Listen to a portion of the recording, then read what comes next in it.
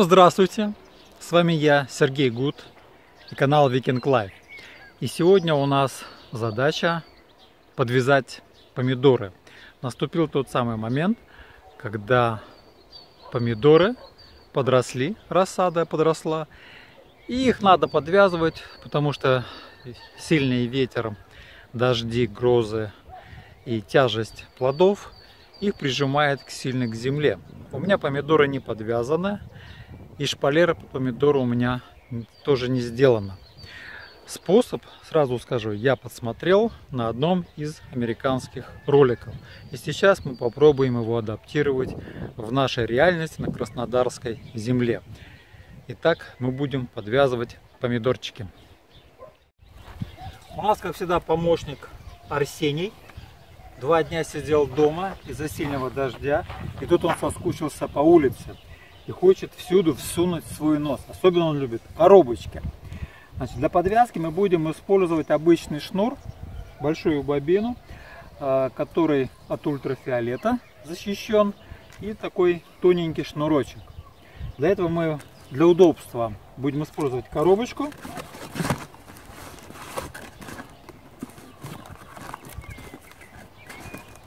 Мы ее хитро закрываем. Здесь дырочка, чтобы шнурочек выходил. И вот такая хитрая приспособа. Трубочка. Шнурочек входит с одной стороны в трубочку. И с другой стороны он выходит. Вы увидите, для чего это. Также нам понадобится вместо деревянных столбиков я буду использовать арматуру диаметром 10 мм. Она покрыта краской от ржавчины. Ну и самое главное, ударопрочный инструмент кувалдометр. Итак, мы забиваем столбики.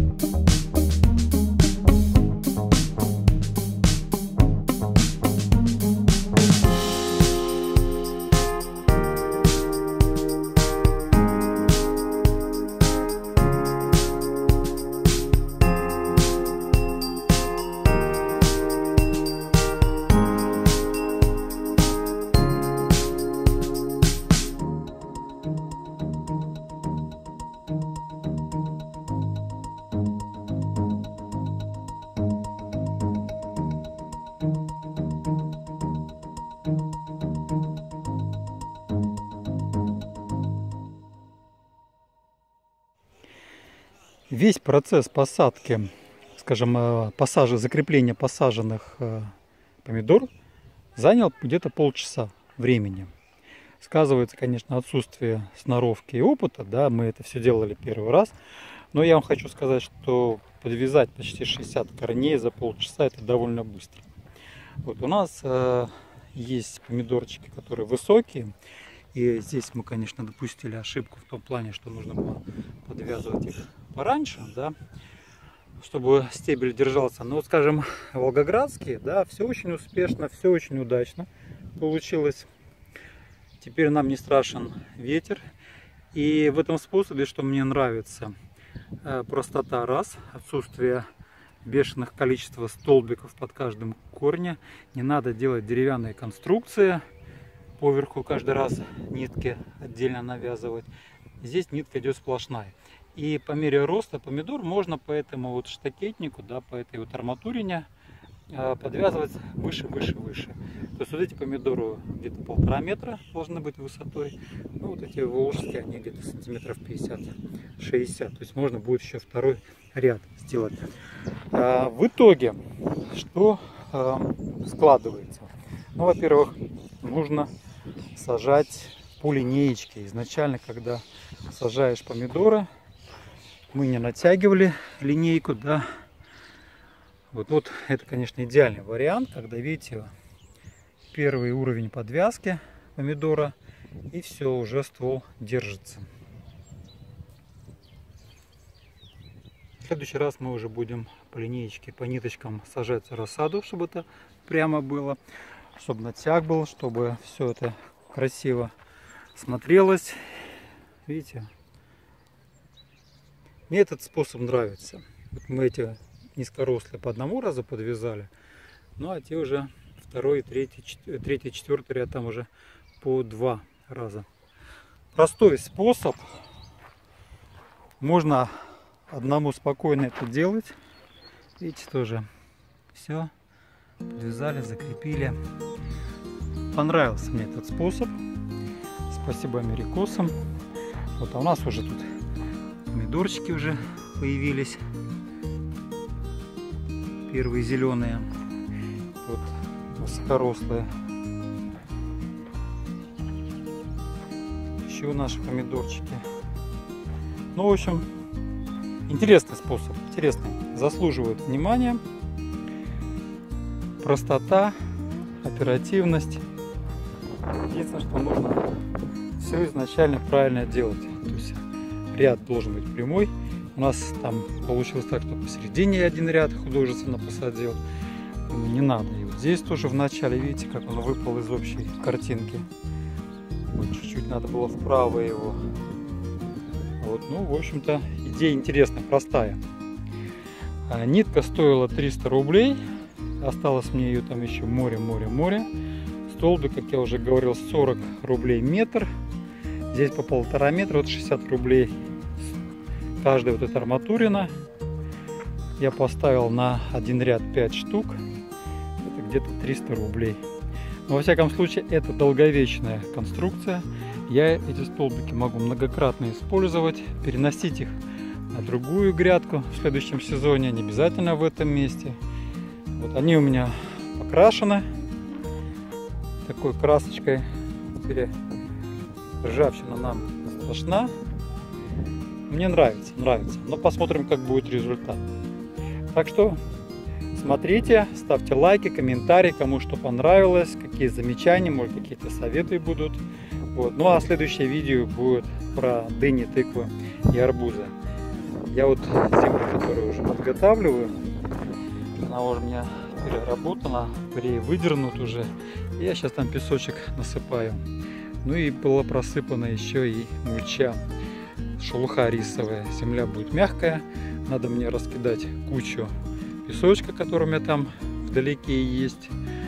Вот. Ну, раз земля есть, пускай работает она на меня, а не я на нее. Вот все, ребята, пока. Смотрите видео, ставьте лайки, стучите в бубен.